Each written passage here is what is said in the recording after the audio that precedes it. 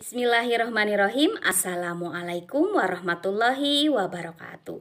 Selamat pagi anak-anak kelas 4. Bagaimana kabarnya hari ini? Alhamdulillah, mudah-mudahan kita semua senantiasa ada dalam lindungan Allah Subhanahu wa taala. Amin ya rabbal alamin. Anak-anak, selamat datang di video pembelajaran jarak jauh bersama Ibu An-Nur Aini dari SD Negeri Bima, Kota Cirebon. Anak-anak, pada kesempatan kali ini Ibu akan mengajar di kelas 4 tema 1 subtema 2 pembelajaran 1 dan 2. Anak-anak, yang akan kita pelajari hari ini adalah yang pertama, gagasan pokok dan gagasan pendukung dalam bentuk diagram. Yang kedua, keragaman agama yang ada di Indonesia. Dan yang ketiga adalah pola lantai dasar dalam tarian. Anak-anak, marilah kita simak pembelajaran kita kali ini. Gagasan pokok dan gagasan pendukung dalam bentuk diagram. Gagasan pokok dan gagasan pendukung akan lebih mudah dipahami jika disusun dalam sebuah diagram. Cara menentukan gagasan pokok dan gagasan pendukung dalam sebuah diagram adalah: yang pertama, bacalah paragraf dengan seksama. Yang kedua, cermati kalimat pertama hingga kalimat terakhir. Yang ketiga, tentukan gagasan pokok dan gagasan pendukung paragraf. Dan yang keempat, gagasan pokok ditulis di bagian tengah, gagasan pendukung ditulis di bagian samping atau bawah. Anak-anak, sekarang Ibu punya contoh paragraf. Ayo baca dan cermatilah paragraf berikut ini. Indonesia memiliki berbagai bahasa daerah, misalnya bahasa Batak, bahasa Jawa, dan bahasa Sunda. Keragaman bahasa di Indonesia tidak membuat bangsa Indonesia terpecah-pecah. Bangsa Indonesia tetap menjaga persatuan dan kesatuan. Bangsa Indonesia dipersatukan oleh bahasa persatuan, yaitu bahasa Indonesia. Nah, anak-anak, setelah kita membaca paragraf tadi, tentukanlah gagasan pokok dan gagasan pendukungnya dalam bentuk diagram.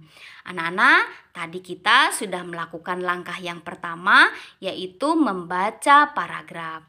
Lalu kita sekarang lakukan langkah yang kedua, yaitu mencermati kalimat pertama hingga kalimat terakhir. Itu adalah langkah kedua. Setelah dicermati, anak-anak, kita lakukan langkah yang ketiga. Langkah yang ketiga adalah tentukan gagasan pokok dan gagasan pendukungnya. Nah, dari paragraf ini yang merupakan gagasan pokoknya adalah Indonesia memiliki berbagai bahasa daerah, misalnya bahasa Batak, bahasa Jawa, dan bahasa Sunda. Sedangkan yang merupakan gagasan pendukungnya adalah kalimat kedua, ketiga, dan keempat. Nah, setelah menentukan gagasan pokok dan gagasan pendukung, kita lakukan langkah yang terakhir. Langkah yang terakhirnya adalah letakkan gagasan pokok di tengah dan gagasan pendukung di bagian atas atau bawah dalam bentuk diagram seperti ini. Gagasan pokok, Indonesia memiliki berbagai bahasa daerah. Kita letakkan di tengah. Gagasan pendukung ke-1, kedua, dan ketiga kita letakkan di atas dan di bawah. Boleh nanti kalian letakkan di samping ya. Keragaman agama di Indonesia. Selain keragaman bahasa, Indonesia pun memiliki keragaman agama. Indonesia mengakui 6 agama, yaitu Islam, Kristen, Katolik, Hindu, Buddha, dan Konghucu. Mari kita bahas satu persatu. Agama yang pertama, yaitu agama Islam. Kitab suci umat Islam bernama Al-Quran. Tempat ibadah umat Islam di masjid.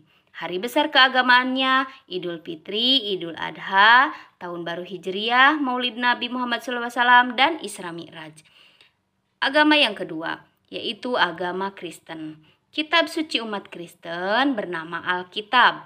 Tempat ibadahnya di gereja. Hari besar keagamaan umat Kristen adalah hari Natal, hari Jumat Agung, hari Paskah, dan kenaikan Isa Al-Masih. Agama yang ketiga, yaitu agama Katolik. Kitab suci umat Katolik adalah Alkitab. Tempat ibadahnya di gereja. Hari besar keagamaannya hari Natal, hari Jumat Agung, hari Paskah, dan kenaikan Isa Al-Masih. Agama yang selanjutnya adalah agama Buddha. Kitab suci umat Buddha namanya Tripitaka. Tempat ibadahnya di wihara, hari besar keagamaannya hari Waisak, hari Asada, dan hari Katina. Agama selanjutnya adalah agama Konghucu. Kitab suci agama Konghucu adalah Sisu Wujing. Tempat ibadahnya di Klenteng, hari besar keagamaannya adalah Tahun Baru Imlek dan Cap Gomeh. Yang terakhir adalah agama Hindu. Kitab suci umat Hindu namanya Weda. Tempat ibadah di pura, hari besar keagamaan, hari Nyepi, hari Saraswati, dan hari Pager Wesi. Anak-anak, kita lanjutkan ke pola lantai dasar dalam tarian. Pola lantai adalah formasi yang dilakukan penari dengan perpindahan, pergerakan, atau pergeseran posisi saat menari. Fungsi pola lantai dalam tarian adalah yang pertama, menciptakan kekompakan antar penari. Yang kedua, memperindah tarian. Yang ketiga, membentuk komposisi dalam pertunjukan. Ada macam-macam pola lantai. Yang pertama, pola lantai gerakan ke-1. Berjalan bersisian atau berpasangan dengan membentuk pola lantai barisan vertikal. Nah, anak-anak, ini di samping merupakan skema atau gambar pola lantai gerakan ke-1. Membentuk barisan vertikal. Itu macam pola lantai yang pertama. Pola lantai yang kedua. Setiap pasang penari bergerak menyebar dengan membentuk pola lantai baru. Gerakan menyebar ke samping kanan dan ke kiri secara berseling. Di bawah ada skema atau gambar pola lantai gerakan kedua, seperti itu. Pola lantai yang ketiga. Setiap pasang penari bergerak membentuk pola lantai barisan horizontal. Yang keempat, setiap penari bergerak ke depan dan ke belakang membentuk pola lantai baru. Dan yang kelima, setiap penari bergerak secara bersamaan membentuk lingkaran. Skema atau gambar pola lantai gerakan kelima itu membentuk lingkaran.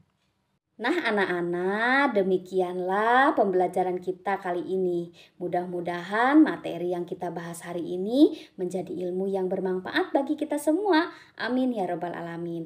Terima kasih. Assalamualaikum warahmatullahi wabarakatuh.